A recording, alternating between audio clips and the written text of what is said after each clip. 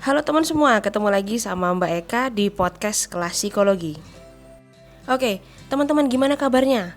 Mbak Eka selalu berharap semoga dimanapun teman-teman berada, teman-teman selalu diberikan sehat walafiat dan gak kurang satu apapun ya. Amin amin ya robbal alamin. Kemudian untuk teman-teman baru yang baru aja menemukan channel Mbak Eka dan baru bergabung, Mbak Eka ucapkan selamat datang. Terima kasih banyak karena sudah ikut mendukung dan meramaikan channel Mbak Eka ya. Semoga apa yang teman-teman dapatkan di channel Mbak Eka bisa diterapkan di dalam kehidupan sehari-hari. Oke teman-teman, nah pada podcast kali ini di kelas psikologi Mbak Eka pengen sharing sama teman-teman, yaitu ciri-ciri orang yang sudah memiliki rasa percaya diri yang baik.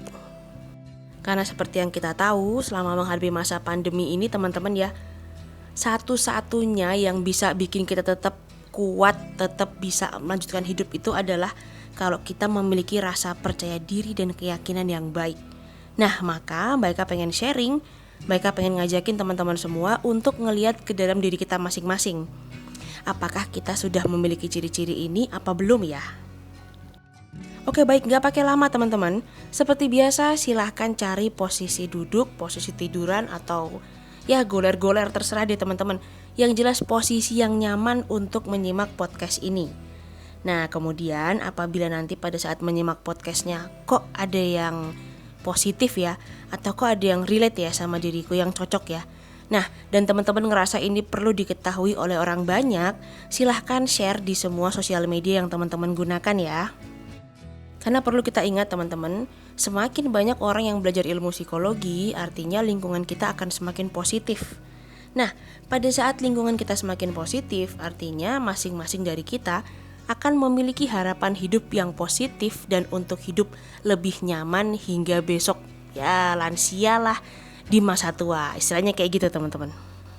Oke, nomor 1 teman-teman. Nah ini ya, orang yang percaya diri itu biasanya tidak membutuhkan persetujuan dari orang lain pada saat ia akan mengungkapkan suatu pendapat.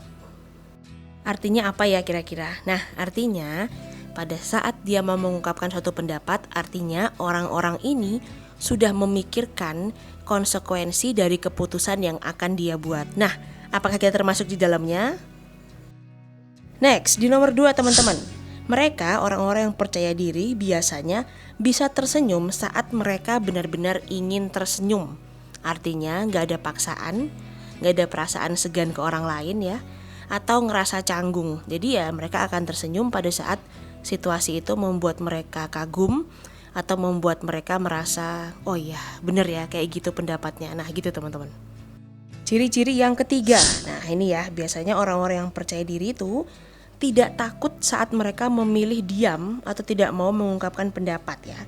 Karena mereka sangat yakin akan keputusan-keputusan yang akan mereka buat teman-teman.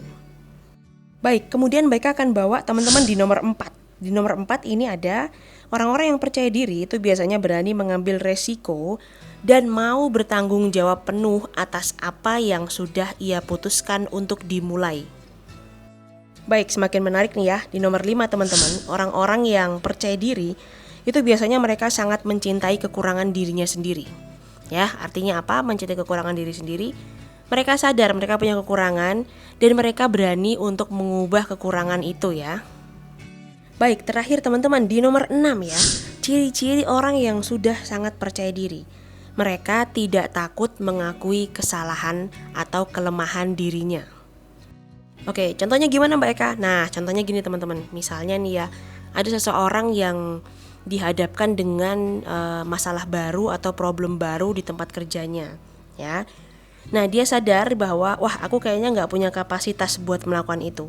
Nah, maka dia nggak akan bilang udah serahin aja ke aku, pasti beres, pasti selesai. Nah, ketika dia nggak tahu, dia akan bilang, tapi untuk pekerjaan ini saya belum punya banyak ilmu, cuman saya tetap akan berusaha untuk mencari tahu gimana caranya.